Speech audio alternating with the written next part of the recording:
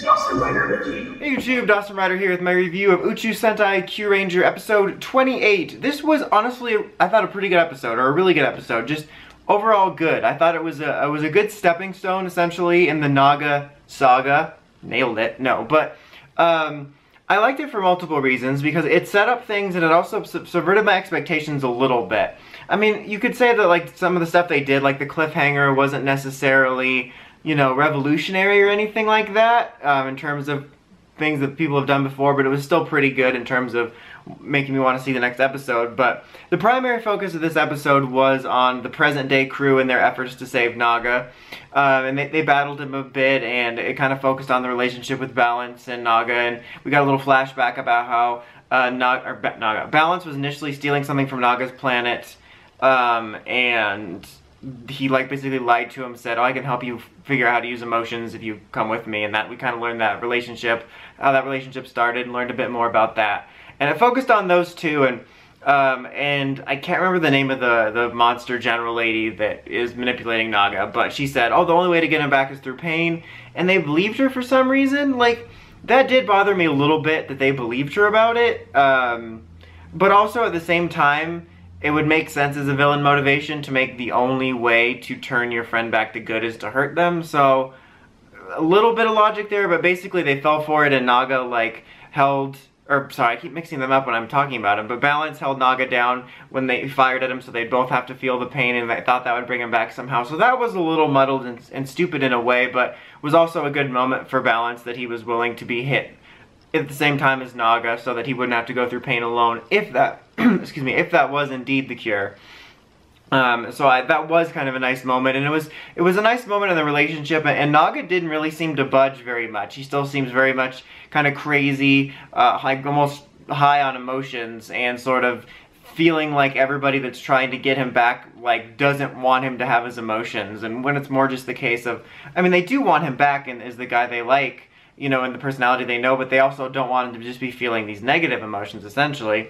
But I was pleasantly surprised when I was talking about subverting expectations that in a lot of, you know, traditionally in Toku, this would have been it. Like, this would have been the episode, the only episode they got it back. Some emotional speech about friendship, you know, Balance's sacrifice, getting hit as well, and everything would have been fine by the end of the episode. But that wasn't it. Naga was still mad. The lady was like, oh, it's a lie, and Naga's just more pissed, and it's still going.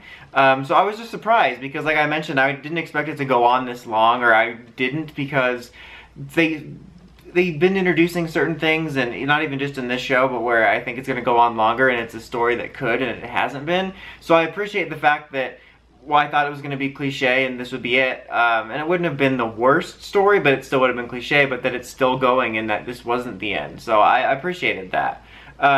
Also, a female from Naga's race, who's just basically Naga's actor with a female voice, came, and I don't know why I never realized this, I don't know whether they explicitly mentioned it outside of this episode, but that everybody in Naga's race has the same look, like they're all doppelgangers of each other. Sans like haircut and styles and stuff, and they've shown that image of their race a bunch of times too, and it was all Nagas, and I never realized that. So I'm just kind of stupid sometimes when it comes to that stuff. I'll gloss over certain details, but I don't think they explicitly said it till this episode. It was probably implied, but still, that's kind of an interesting wrinkle. But she's here to sort of, she saved them at one time, and she's sort of here to destroy Naga, but they're gonna protect him because they're friends. And then sort of the B plot was the Future Squad, who were in the clip show last week, finally showing up in the past, and they did witness Sergei killing Don, not Hakase from Gokaiger, but you know, Don Arawage or whatever his name is, and they're like, okay, so that really did happen, and then they escaped, and they said, like, it confused me for a split second, because they're like, oh no, to Earth, and then, like at the end of the episode they had a distress signal, and I'm like, oh, so did they mean present day Earth? But no, they meant past Earth, and at the end we got like the Planet of the Apes ending of them finding the Orion crashed, and then we got to see the past for a split second of everyone kind of amongst a fiery battlefield, it looked like, with one of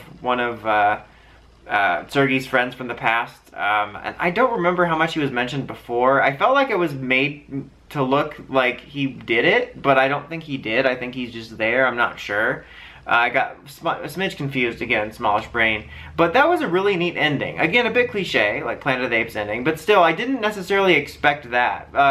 Because I almost was thinking when this episode started, kind of like last week, that we should just focus on one squad at a time, and not necessarily all the time. I thought it would be neat if, like, last week was only Future Squad, this week Present, and then we could do, like, a mix, and I thought it would be cool to change up the narrative. So, like, when we first checked in with them, I'm like, you know, it would be nicer because, you know, they're literally half their team is a usual Sentai cast, so it would be kind of cool to split it. But I kind of like how we basically did B-plot, and we sort of checked in with them, and then we were left wondering, and then at the end we're like, oh, crap, something went down. So I kind of wish they hadn't shown like the actual present day past footage, if that makes any sense, of